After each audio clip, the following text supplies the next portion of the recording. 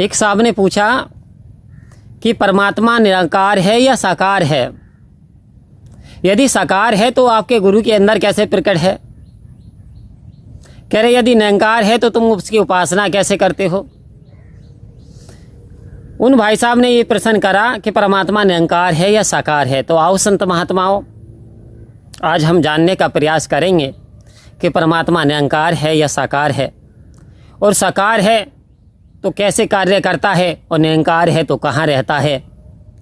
तो दास ने कई बार इस चीज़ को बताने का प्रयास भी किया सतगुरु की कृपा से कि संत महात्माओं, एक पवित्र दूध होता है।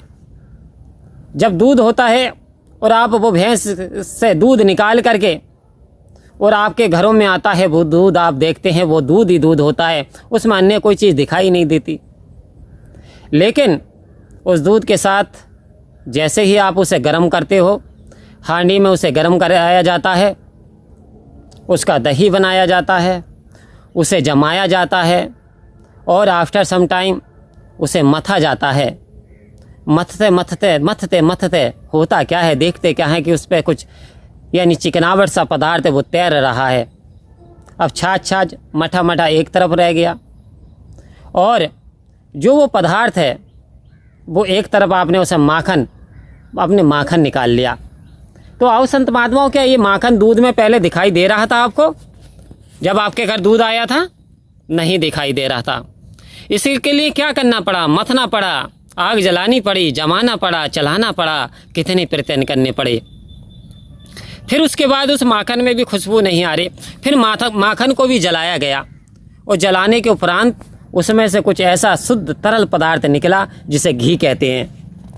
अब वो जो घी है, अब वो जो शुद्ध बिल्कुल प्योर देसी घी है, अब सुगंधित पदार्थ की खुशबू आ रही है कि भाई कहीं पे घी बना है, कहीं पे घी है, पका है, घी की खुशबू है। तो वो खुशबू फैल रही है। इसी प्रकृति में परमात्मा विराजमान है।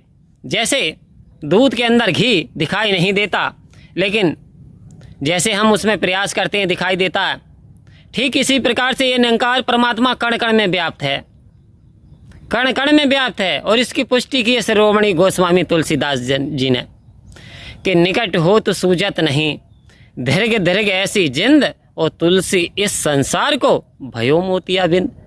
कह रहे परमात्मा तो निकट है, सूझता नहीं, एहसास नहीं है।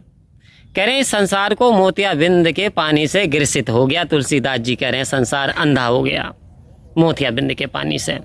प्रमाणित कर दिया कि परमात्मा है। उधर कबीरदास जी भी प्रमाणित कर रहे हैं। कबीरदास जी ने अपनी रचनाओं में प्रमाणित कर दिया कि पानी बीच मीन प्यासी, मोहि सुन सुनावे हांसी। कोई कहे कि परमात्मा है ही नहीं, ये मीन कहते हैं, ये आत्मा, ये पानी, ये समंदर, ये परमात्मा के अंदर रहती है। यदि फिर भी प्यासी रह जाए तो लोगों इसमें हंसने के अतिरिक्त कोई और बात नहीं रह जाती, फिर तो हंसी आएगी, क्योंकि परमात्मा तो है लेकिन इसका एहसास नहीं है।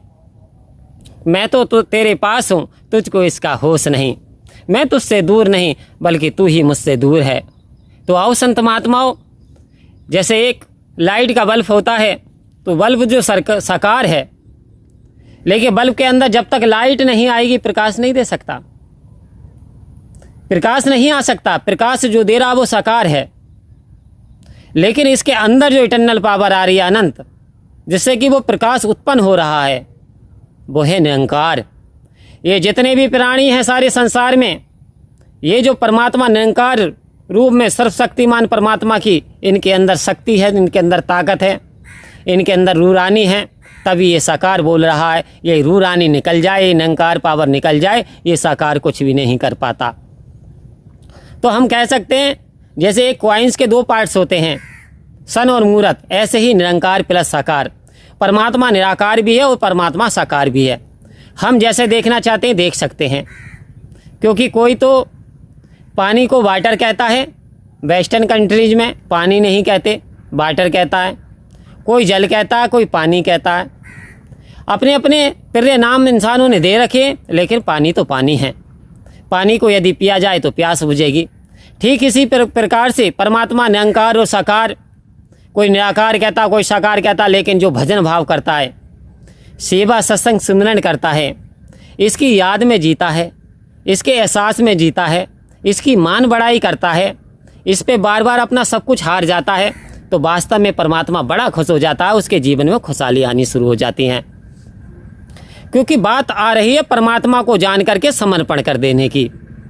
लेकिन ये प्रक्रिया कराते कौन है? ये प्रक्रिया होती है सतगुरु की कृपा से। सतगुरु की कृपा जब होती है, जापे कृपा राम की होई, तापे कृपा हरे करे हर कोई। कह रहे जिस पे परमात्मा की कृपा होती है तब जाके सतगुरु की कृपा होती है, तब संत महात्मा इस रमे राम की पहचान करा देते हैं। क्योंकि पहले राम की कृपा आप पे बरसी, तब आपके जीवन में संत महात्मा आए। ये कृपा है परमपिता परमात्मा की आपके ऊपर। इस कृपा को ना भूलो, इसका आदर सत्कार करना ना भूलो, इस पर उंगली उठाना बंद करो। क्योंकि इसकी शक्ति, तेरी शक्ति के बिना हे मेरे मंगल मूल, और पत्ता तक हिलता नहीं, खिले ना कोई फूल। हे प्रभु, तेरी मर्जी के बगैर इस संसार में कोई पत्ता नहीं हिलता, फूल नहीं खिलता। लेकिन तू हमें सद्बुद्धि दे, सद्ज्ञान दे, हम सत्य के मार्ग पे चलें। क्योंकि यदि हम पागल हैं तो कुछ भी कर जाएंगे, लेकिन पागल नहीं हैं तो हमारे अंदर सोचने समझने की शक्ति है। हमें बुराइयों से बचाना, हमें अच्छाइयों पे चलाना, हम तेरे एहसास में जीते रहें। परम प्यार से कहिए धन्यवाद जी।